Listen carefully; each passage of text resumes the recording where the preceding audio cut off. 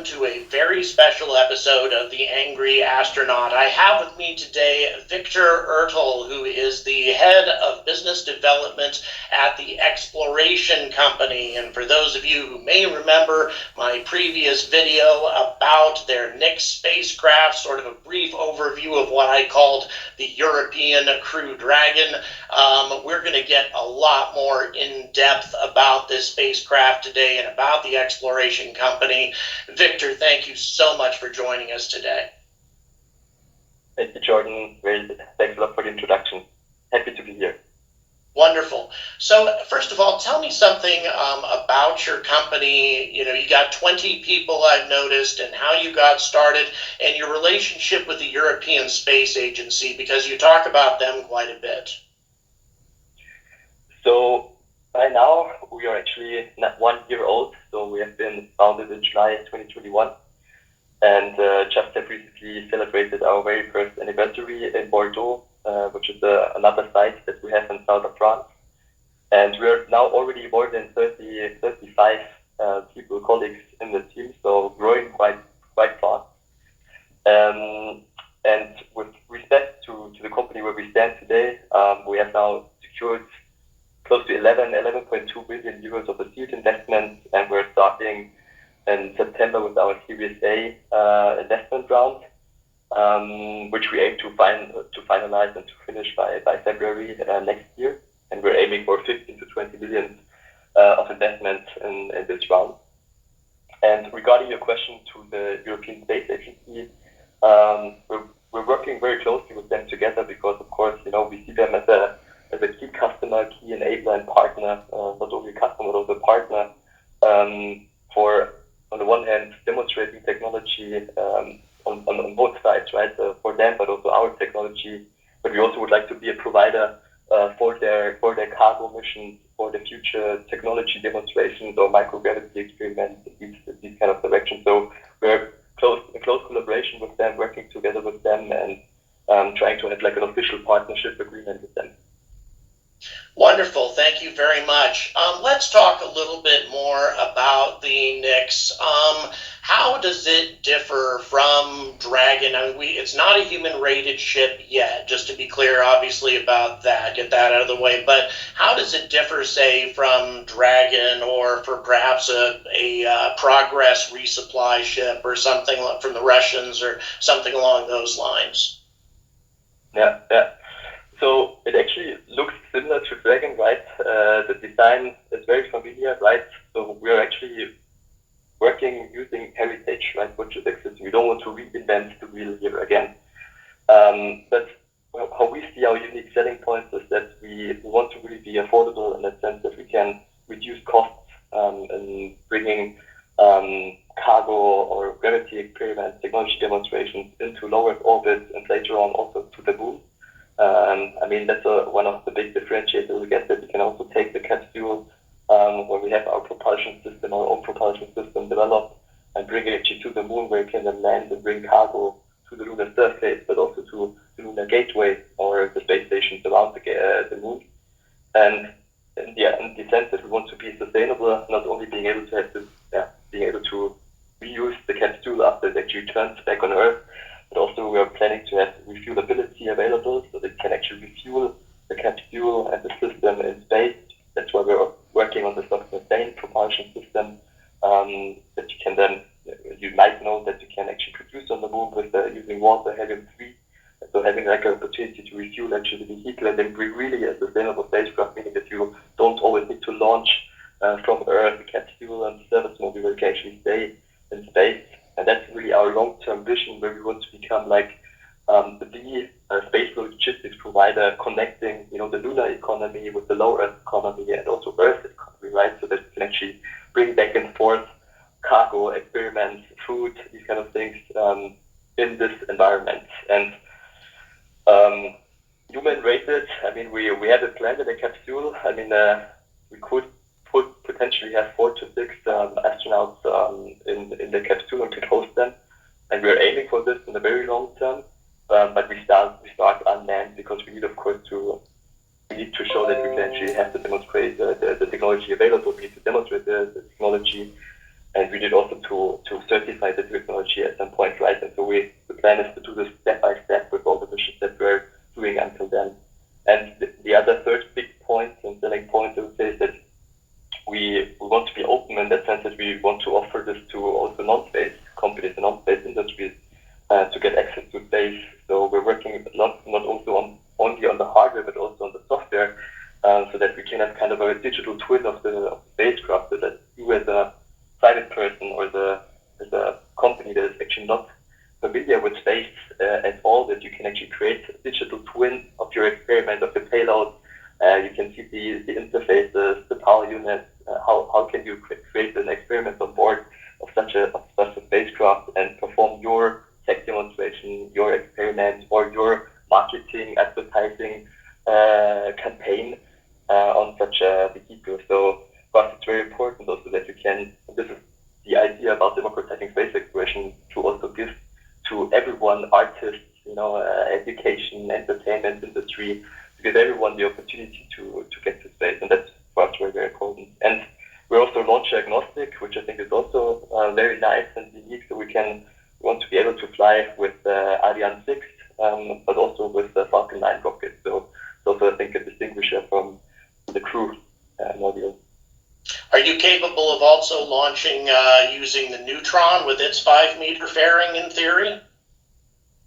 So in theory, yes. I'm unsure about the weight. So our weight will be around 8 tons. So I'm not familiar with the tech the tech specification on the weight, but yes, our diameter of the capsule would be around 4 meters. So in that sense, it would work. I'm just not sure about the mass that they can actually lift. Yeah, in theory, Neutron has a 12 metric ton payload. Mm-hmm. Now they started at 8, now they're at 12. So maybe just thinking outside the box occasionally. Let me check also. I have some questions from my supporters who are very interested in what you're doing right now. Let me check real quick. What other sort of missions? Are you planning on doing any missions in conjunction with some of the new space stations that are coming out, such as Orbital Reef, the Axiom space station, those sorts of things? Yes, of course. I mean, the very big market we foresee is cargo, right? We want to be a space logistic provider, like a FedEx, or DHL in space. And this would be for us like a big market. And that's, of course, where we speak, of course, with the private space stations that are planned to come up. And first, we will actually start with a mission in 2023, next year, with Ariane 6, where we have a very small demonstrator which brings us to space, and we will actually only test like an empty capsule, where we test actually the design and the structure, how it will perform during the re-entry. We have some antennas on board, so we can actually check also how it works with our cloud-based solution on the software side. And then in 2024, we have a mission plan with first customers on board, which we will launch with the Falcon 9 rocket. And there we actually have, in terms of commercialization, microgravity experiments on board. So we have the 300 kilograms of payloads that we can lift there. And we have in-space technology demonstrations on board, but also some kind of advertising, marketing things, like a bottle of wine, red wine, bring some beer up there as well, the unique French setup.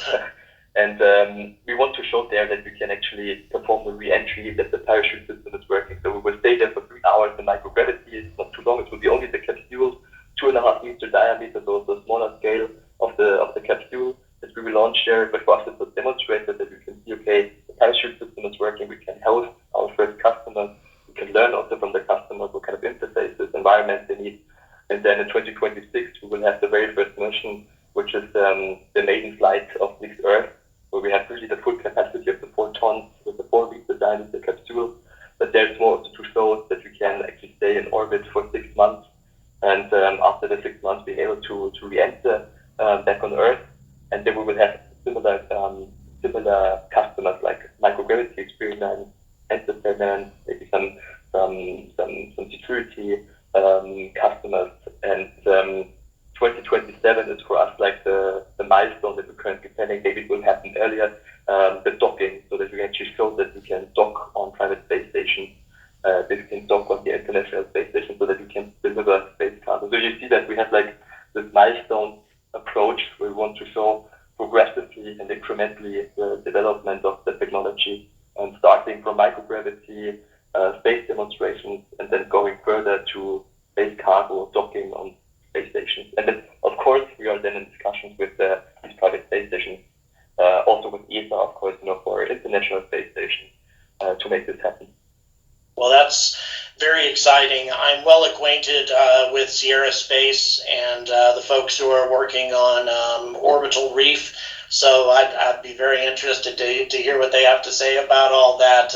But of course, there's a lot of private space stations going up. Now, the dates that you've given me, those dates are very, very aggressive. I mean, that's even faster than SpaceX develops things, at least, from the time from conception to completion.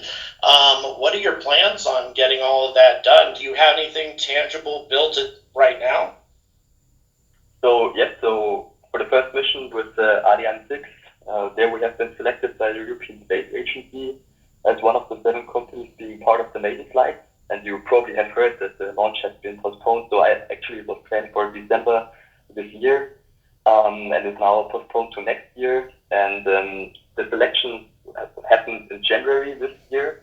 And so within 6 months, we have came up with this very small demonstrator where we have the first flight hardware now delivered. So of course, it's a smaller version, right? It's a smaller scale. It's 1 meter diameter per capsule. But nevertheless, it shows that we are able to actually procure such a capsule. We can finish the SRR, so we have done our system requirement review and these kind of things. Also for Lake Earth already with the experts from ESA and NASA as well that supported us on this. So we're really working in a very fast pace, that's true. But we also we show that we can deliver it. So we have the first flight hardware now in our site in Bordeaux for the mission with Ariane 6, where we will test the small capsule and the re-entry itself.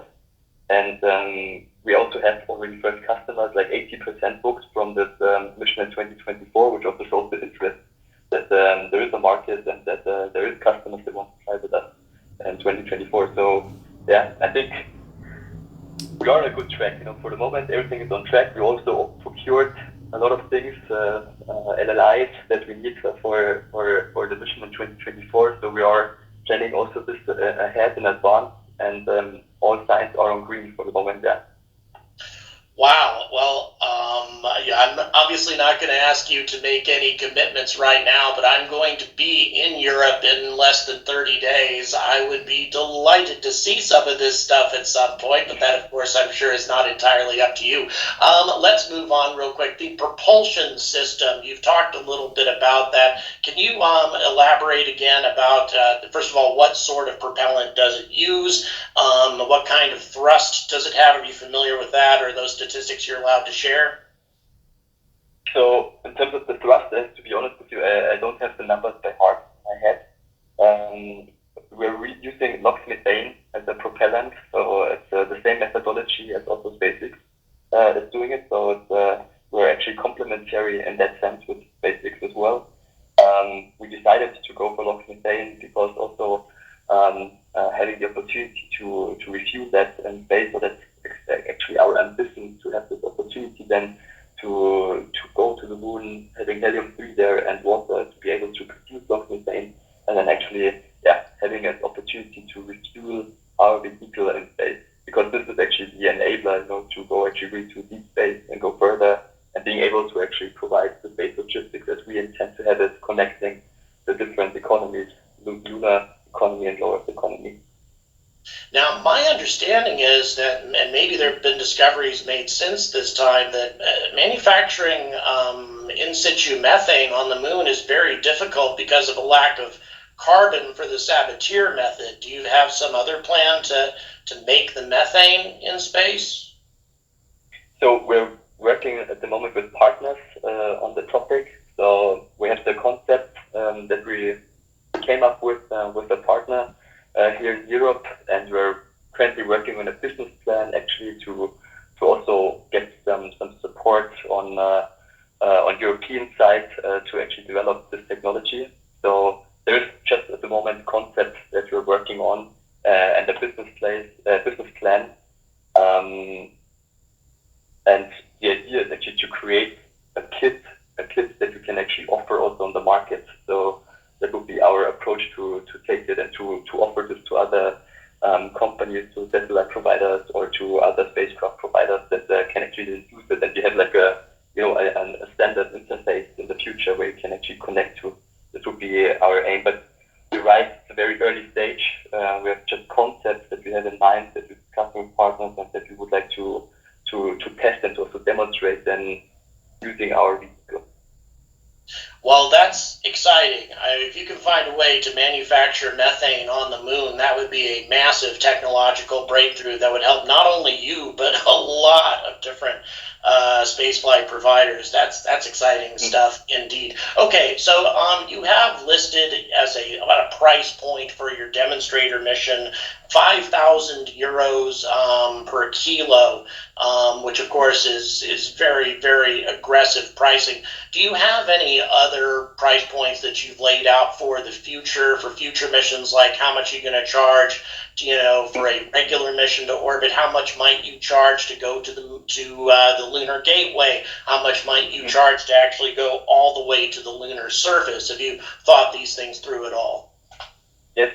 So the 5,000 euros or 5,000 US dollars wouldn't make a difference in there per kilogram for the very first mission. It's not for us to make revenue, but it's more for us to really onboard as many different stakeholders as possible, to provide opportunities also for artists, who kind of things that have no idea about space, but to give them opportunity to fly to space, and to understand also the customers, right? What kind of interfaces they need, what kind of power supply they need, and this is for us more a learning curve than to make money with this first mission.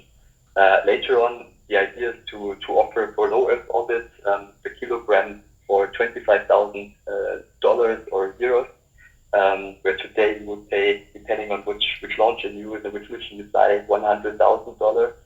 And if you want to go to the moon, you pay today for 1 kilo roughly $1 billion. And then our aim is to bring this down to $300,000 per kilogram. That would make a big difference indeed. I talked to the folks over at Astrobotic quite often. I saw their new lander recently, and yeah, it is $1 million per kilogram. That's what we're looking at there. So yeah, to offer that kind of price point would be exciting indeed. Okay, another question in terms of competition. Let's say I want to manufacture a new type of material, new type of metal in microgravity that's easier to manufacture there. And what can Nyx offer me that I couldn't do, say, on a space station or something? How would Nyx be more advantageous? I mean, for us, we want to position ourselves in that sense that it's a fully automated platform, right? If you go to ISS, of course, you can also do automated platform there, but the limitation there is, on the one hand, of course, the price, then the accessibility is going to the ISS, and to go probably to some space agencies to get the funding, to get the okay, also to get all the qualification, certification for this, because we'll be on the ISS, and maybe you'll be even astronaut to perform your experiment, which then also gives some limitation, right? Because of course astronaut time is very valuable and limited. And then a lot of customers are interested actually the down mass, as it's called, actually to bring back these experiments, which is also not that easy from the ISS because you need to wait for a mission. So this mission actually is able or capable to bring them back your test or your equipment.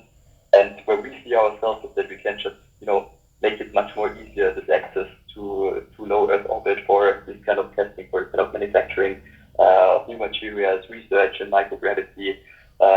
We also want to be much more flexible in the terms of the interfaces that we can provide. We want to make it in such a way that you have a digital interface as a user where you can go on your laptop or on your tablet. You have the application, you can connect to the capsule, the spacecraft while it's operating in space. You can connect to your payload. You can see the data live, and you can actually send comments to your payload. So for us, through this interactivity that you can create between the capsule or the payload and the customer, and we can then bring it back safely on Earth, which is also very valuable for our customers that can have actually the experiments back after they have performed the test. So yeah, and we're working with a lot of partners because we're aware that maybe when you say you want to do something like this, maybe you don't have all the expertise, right? Maybe you need a scientist that gives you some ideas or some support and like structural science or material science. Maybe you need some kind of an incubator that helps you to test your probes or these kind of things. So we're working with a lot of different incubators providers together to offer to our customer kind of a platform, like a marketplace, that they can actually select which kind of incubator is best for them, so that they can host their microgravity experiment. Wow. Now, there's an advantage that I noticed when I was researching Nix, and that is, of course, that you could take cargo to Lunar Gateway, as SpaceX is doing that, and Sierra Space is doing that too. But you have that unique capability of bringing cargo back from the Gateway and landing on Earth. So first of all, I'm assuming that you're going to have a much better heat shield for re-entry from the moon as opposed to re-entry from LEO. And I guess secondly, have you already been presenting, a business strategy to NASA as to how this could be advantageous to them and for Artemis? So we are, of course, in contact with NASA, also speaking with them. We speak, as I told you, also with the European Space Agency and also other commercial players, presenting the idea and the ambition. And yes, I mean, the going back to Earth, it's very unique. It's very, very a unique selling point as well. But again, here, we need to have the refueling existing. So it's very important for us in terms of the business plan, that you also have the opportunity to refuel either be on the Lunar Gateway and you will refuel on the Gateway, or you have another refueling capability that is on its way, kind of a gas station or this kind of thing. So it's very important to mention this, that without the refueling, it will be difficult then to actually go back, right? Are you working with any other European, this is from another one of my supporters, are you working with any other European space companies to make a European space station? No. So far, we have no plans in building a European space station. No, nobody looking with those kinds of ambitions at the moment. Well, like I say, it's a nice idea. About 40% of my viewers are in Europe, so I get a lot of questions along these lines. And since we're on the topic of Europe, really quick, can you perhaps share with me your opinions as to why Europe has lagged a bit when it comes to reusable spacecraft like you're designing right now, and commercial space, embracing commercial space, which we did here in America 10 years ago, 12 years ago at this point. Why is it taking Europe a little bit longer to catch up? It's a very good question, where we don't have the one answer. I mean, there's different things into the play, right? I think on the one hand, Europe just functions differently, right? If you think about the European Space Agency, which has to handle several political environments, right? With the Germany, France, Spain. I mean, all the countries that actually put money into the European Space Agency, and ESA has to make sure that this money, the taxpayers' money, goes back to the different countries, right? I think NASA, in that sense, is also a completely different environment, and US, I think, just also has this different startup mentality that also hasn't existed in Europe for quite a while. You have also, I think, in terms of the financial situation, in terms of billionaires, or in that sense, also another structure which also, of course, keeps these things up and is necessary, right? I mean, if you speak about space and commercialization of space, you need to have money, right? You need to have a lot of money if you're coming also from the private sector. The thing, it's not just about space itself. I think it's the startup environment and the thinking about investors and building up, having a lot of startups that work either on software development or if it's in later space. I think this mentality and this mindset is in the US existing for such a long time and much success than it has in Europe. And I think we're just lagging behind that because we just started later in developing startups and fostering startups, accelerating startups, and having this established. It's kind of a whole ecosystem with accelerators, incubators, and this kind of thing. And we're just now more and more progressing, and this is also now having an impact, of course, on space, right? So I think there's many things that come into this. There's not this one and only answer. And of course, ESA, European Space Agency, Europe itself, and US, they're partners for ages and very good partners, right? And I mean, we're working together. It's also we are stakeholders, right? And so I think that's also which plays into that, so that we are actually also supporting each other, and we believe in you, right? And you believe in us. I think that's also what is very important in that, and there's a big part into this. Well, let me tell you something. I've spoken to a number of different European spaceflight organizations, and including yourselves, from the numbers you've given me money-wise, what you are looking to accomplish with such modest funds is quite amazing. I mean, we have, for example, Blue Origin here that gets $1 billion per year minimum, and the fact that you're looking to accomplish this with far less is amazing to me.